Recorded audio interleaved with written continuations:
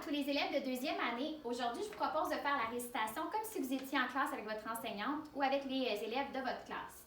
Alors, bien évidemment, je vous suggère d'avoir fait la lecture avant de faire la récitation en même temps que moi parce qu'évidemment, il va y avoir des questions en lien avec la lecture. Je vais faire 2 phrases pour la dictée, puis il va y avoir aussi des calculs mathématiques à faire, ainsi qu'un petit volet là, pour les questions de frontières. Donc, j'espère que vous êtes bien préparés avant de la faire. Comme vous voyez, c'est écrit récitation du 22 mai. Donc, je vous suggère de le faire plus autour du vendredi ou du jeudi, dépendamment du rythme que vous avez à la maison. Alors, sans plus tarder, soyez bien assis à la maison. Vous pouvez prendre votre crayon à la mine qui est bien aiguisé, ainsi qu'une gomme à effacer. Alors, première question, en fait, il y en a juste une. On vous demande, que signifie « il vaut mieux tard que jamais ». Alors, comme vous voyez, il y a 3 choix de réponse, A, B ou C. On veut avoir une seule bonne réponse. Alors, il vaut mieux tard que jamais, c'est une expression. C'est peut-être pas nécessairement écrit dans le livre. Tu dois être capable de dire, selon toi, qu'est-ce que ça voudrait dire? Alors, est-ce que toi, tu penses que c'est A? Zaza trouve que c'est trop tard pour chercher le pays de la grande fabrique de mots. Si oui, tu l'encercles. Est-ce que toi, tu penses plutôt en B, que Zaza ne se décourage pas et continue à chercher, même si cela doit lui prendre encore du temps? Si tu penses que c'est celle-là, encercle la réponse B. Ou si toi, tu penses plutôt que la réponse c'est C, Zaza continuera à chercher le pays de la grande fabrique de mots jusqu'à ce qu'il fasse nuit. Alors, je te laisse quelques minutes pour y réfléchir. Souviens-toi, c'est une bonne réponse sur les 3. Donc, j'aimerais avoir soit le A d'encercler, soit le B ou le C, pas les 3. Si jamais tu trouves que c'est difficile et que tu ne connais pas la réponse tout de suite, tu peux te faire un petit étoile en haut. Puis continuer avec moi, tu pourras y revenir plus tard tout à l'heure. Maintenant, je vais descendre un petit peu. Je vais tout de suite faire la dictée. Aujourd'hui, je te propose 2 phrases que je vais pouvoir te lire au tableau et tu vas pouvoir écrire chaque mot. Donc, première phrase, n'oublie pas qu'est-ce que tu dois mettre quand on commence une phrase. C'est un indice.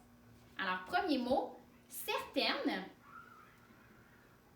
Certaines.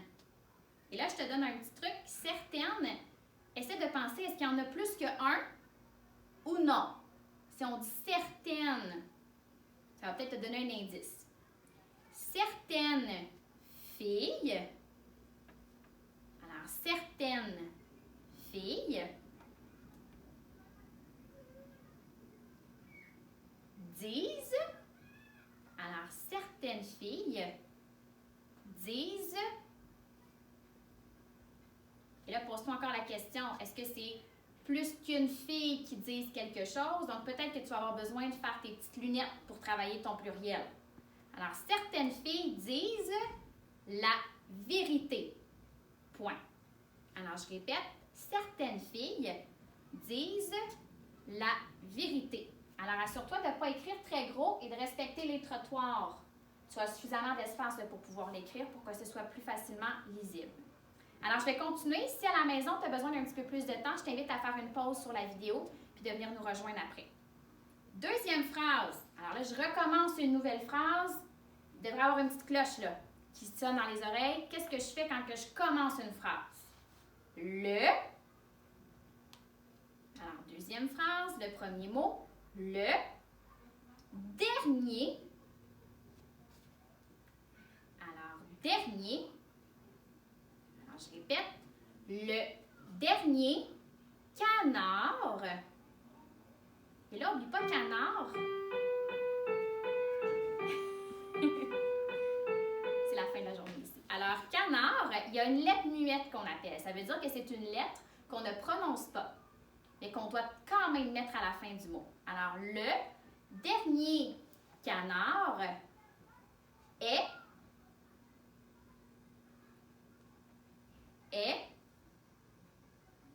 seul. Alors, le dernier canard est seul dans la cour. Alors, je vais répéter. Est seul dans la cour. Point. Alors, je vais répéter une dernière fois les 2 phrases. Assure-toi à la maison que tu n'aies pas oublié de mots pour que ta phrase elle soit complète.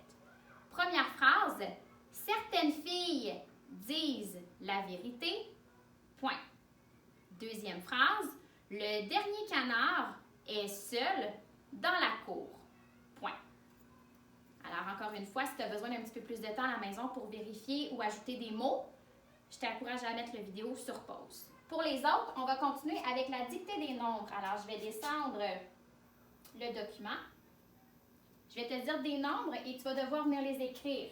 Fais attention de laisser des espaces entre chaque ou de mettre un petit tiret pour que je puisse voir que ce n'est pas un nombre au complet, mais bien plusieurs nombres.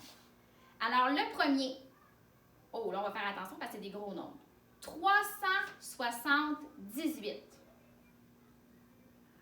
378. Le deuxième, 402.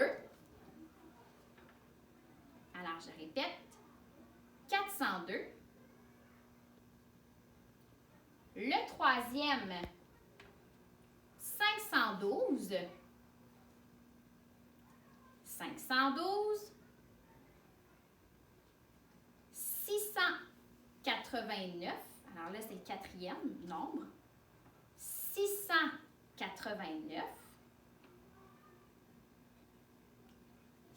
Le cinquième, 772. 772. Ensuite, 968. 968. 296. 296. 397. 397. 435. 435. Et 899. Alors, je répète, 899. Alors, rapidement, je vais compter combien il y en a pour que tu sois sûr à la maison de savoir si tu les as tous écrits. Alors, il y en a 10. Assure-toi d'en avoir 10. Tu peux les compter ou mettre la vidéo sur pause pour t'en assurer. Je vais les répéter, chaque numéro, un à la suite de l'autre. Alors, le premier, 378, 402, 512, 689, 772, 968, 296, 397, 435 et 899. Maintenant, je vais aller directement à la question mathématique. Ici, on te demande combien y a-t-il de régions?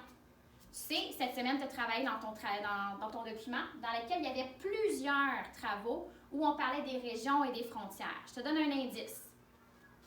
Ici, là, c'est toute l'image, y compris le bonhomme sourire et le carré. Et on te demande combien il y a de régions. Les régions, ça peut t'aider, là. C'est des espaces blancs. Des espaces dans lesquels, là, on voit des petits trous. Donc, essaie de les compter. Moi, je veux que tu m'écrives, à côté du point d'interrogation, combien il y a de régions, pas les frontières. Les régions, c'est les espaces blancs. Je répète, le carré ici, il est inclus, et le bonhomme sourire. Donc, c'est toute l'image qui est ici. Je te laisse le temps de pouvoir l'écrire. Si à la maison, tu n'es pas certain, bien, je t'encourage à écrire quand même un chiffre. On ne sait pas, peut-être que tu vas pouvoir avoir la bonne réponse. Ensuite, je te laisse une petite minute ici au tableau. Je vais pouvoir le partir sur le compte à rebours pour que tu puisses compléter les additions et les soustractions qui se trouvent ici. Alors, je vais le partir au tableau et tu vas pouvoir le compléter à la maison. Et juste ici. Alors, c'est parti.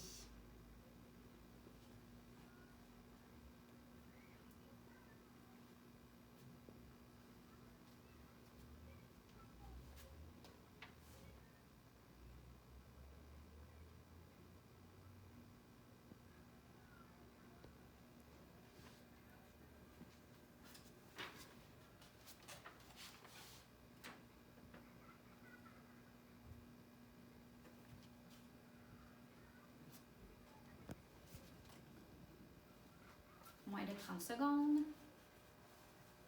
Quand tu n'en connais pas ou que tu ne connais pas la réponse, continue quand même, tu vas perdre moins de temps. C'est un petit truc. 15 secondes.